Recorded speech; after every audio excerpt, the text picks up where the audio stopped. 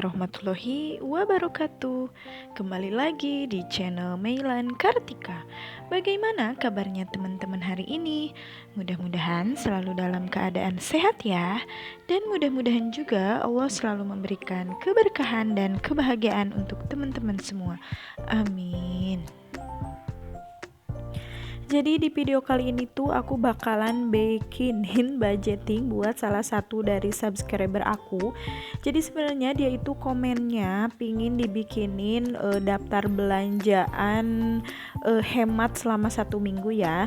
Cuman biar runtut aja gitu ya, biar komplit semuanya dari awal, aku mau bikinin juga untuk budgetingnya, karena kebetulan di komentarnya dia menyantumkan gaji dia per bulannya. Jadi buat teman-teman yang pengen tahu kelanjutan dari video ini, nanti setelah video ini insya Allah bakalan aku upload. Stay tune terus ya. Dan yang lagi nonton ini juga jangan di skip biar nggak gagal fokus ya. Nah, jadi si kakak yang satu ini tuh penghasilan per bulannya atau gaji per bulannya sebesar 2 juta rupiah, dengan kondisi dia single, belum menikah. Terus dia juga yatim piatu. Mungkin aku bisa menyimpulkan di sini kenapa dia memberikan kondisi di komentarnya itu yatim piatu, mungkin dia tinggal sendiri ya, jadi tidak ada orang tua ataupun anggota keluarga lain. Nah, ini tuh berpengaruh banget dalam membuat budgeting gitu ya. Kalau misalnya ada anggota keluarga yang lain, otomatis anggarannya bakalan bertambah gitu ya teman-teman. Terus dia juga gajinya 2 juta per bulannya. Terus dia bekerja di BUMD ya. Jadi kemungkinan besar waktunya dia di rumah enggak terlalu banyak ya. Terus untuk makan kemungkinan dia bakalan ada makan yang di luar ya, atau makan siang gitu pastinya bakalan di luar, gak di rumah gitu maksudnya ya. Tapi sebelum aku lanjut bikin anggarannya, aku mau menegaskan dulu, budgeting itu menurut aku ya, tulis-tulis kayak gini tuh, ini adalah hitung-hitungan manusia ya teman-teman. Selebihnya pada hakikatnya rezeki itu Allah yang ngatur. Jadi sepinter apapun kita bikin budgeting, kalau misalnya Allah berkehendak lain, mungkin saja kan ada kejadian atau misalnya apa gitu ya, amin-amin naudzubillah min dalik, yang memungkinkan kita mengeluarkan pengeluarannya lebih banyak dari biasanya gitu. Jadi ini tuh hanya hitung-hitungan manusia aja dan ikhtiar kita sebagai manusia biar bisa memanage keuangan rumah tangga kita ya teman-teman. Nah, seperti biasa untuk setiap anggaran aku bakalan persentasekan. Dan untuk budgeting kali ini karena gajinya itu 2 juta ya, jadi gak di atas 2 juta gitu, aku bakalan bikin persentasenya itu 80% 20% ya. 80%-nya untuk kebutuhan pokok dan 20%-nya untuk investasi dan sosial ataupun sedekah. Jadi untuk 80%-nya itu dari 2 juta adalah 1.600.000 dan untuk 20% dari 2 juta adalah 400.000. Nah, di sini yang pertama bakalan aku bikinin anggarannya adalah investasi dan sosial dulu ya, yaitu sebesar 400.000 rupiah. Nah, yang 400.000 rupiah ini kita bagikan berapa untuk investasi dan berapa untuk sosial. Pastinya yang pertama kita bakalan anggarkan untuk sedekah terlebih dahulu ya teman-teman. Di sini aku hanya akan menganggarkannya itu di standarnya aja ya, yaitu 2,5% dari penghasilan. Nah, selebihnya kalau misalnya pengen lebih, si kakak ini pengen lebih gede ya, misalnya buat sedekahnya silahkan saja. Ini hanya untuk perkiraan aja gitu ya. Nah, di sini untuk sedekah aku anggarkan 2,5% dari 2 juta, yaitu sebesar 50.000.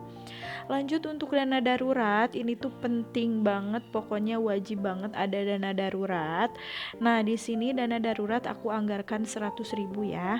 Dana darurat ini fungsinya banyak banget ya teman-teman. Bisa buat kekondangan misalnya, atau banyak lah ya acara-acara yang tidak tidak terkira sebelumnya gitu ya. Terus untuk nabung, nah untuk nabung di sini aku anggarkan sisa dari sedekah dan dana darurat yaitu sebesar 250.000. Nah, jadi ini tuh pas ya untuk dana yang 20%-nya itu pas yaitu sebesar 450.000. Nah, untuk dana darurat ya di sini teman-teman bisa mengumpulkannya sampai terkumpul sejumlah gaji dikali 3 gitu ya. Jadi kalau misalnya gajinya per bulan 2 juta, nah teman-teman bisa menyimpan dana darurat sampai si dana daruratnya itu sebesar 6 juta. Jadi 2 juta dikali 3 gitu ya. Tergantung penghasilannya. Kalau misalnya penghasilannya sebulan 1 juta misalnya. Terus jadi si dana darurat itu bisa dikumpulkan sampai 3 juta gitu ya. Nah, kalau ini kan dana daruratnya 100.000 ya. Jadi berapa kali lah, berapa bulan, mungkin berapa tahun sampai terkumpul sebesar 6 juta. Oke, lanjut kita ke kebutuhan pokok ya. Nah, ini yang wajib banget. Biasanya sih aku biasanya jarang banget bikinin budgeting buat yang single-single ya.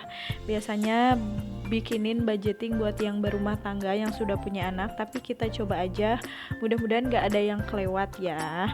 Nah, di sini tetap aku bakalan anggarkan untuk belanja bulanan ya. Nah, karena itu bisa dibuat beli apa sih? Misalnya sabun mandi, pasta gigi, terus apa lagi?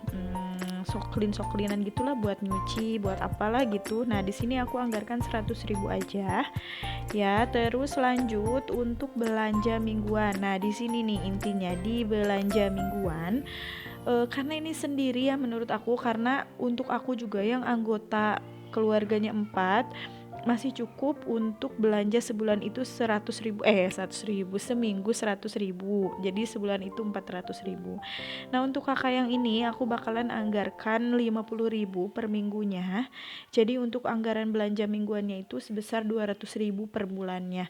Nanti di konten selanjutnya kita bakalan coba bikinin belanja budget 50.000 seminggu untuk satu orang ya. Terus lanjut untuk beras. Nah, di sini untuk beras aku anggarkan 85.000 aja. Jadi kalau misalnya berapa ya? Kurang lebih 7 kilo atau 8 kiloan lah ya. Insya Allah cukup sih kalau untuk sendiri kayaknya. Nah, terus untuk gas dan air galon aku nggak tahu ya si kakaknya tinggal di daerah mana, dan untuk harga air galonnya juga aku nggak tahu. Jadi aku bakalan dipaket aja gitu ya buat gas sama galon. Aku anggarkan berapa ya? 100.000 aja. Mungkin di sini aku bakalan anggarkan 100.000 kebesaran ya. 75.000 aja deh ya. Nah, untuk gas dan galon di sini bakalan aku anggarkan 75.000 untuk per bulannya. Jadi kalau misalnya di daerah aku itu gas kan 25.000 ya, bisa ya gas 25.000 misalnya. Untuk galon selama sebulan 50.000 kayaknya cukup sih ya. Nah, jadi kakaknya silakan bisa disesuaikan lagi dengan kebutuhan dan sesuai dengan harga-harga di daerah kakaknya gitu ya. Oke, lanjut kita ke token. Nah, untuk token listrik ini aku anggarkan 100.000 aja.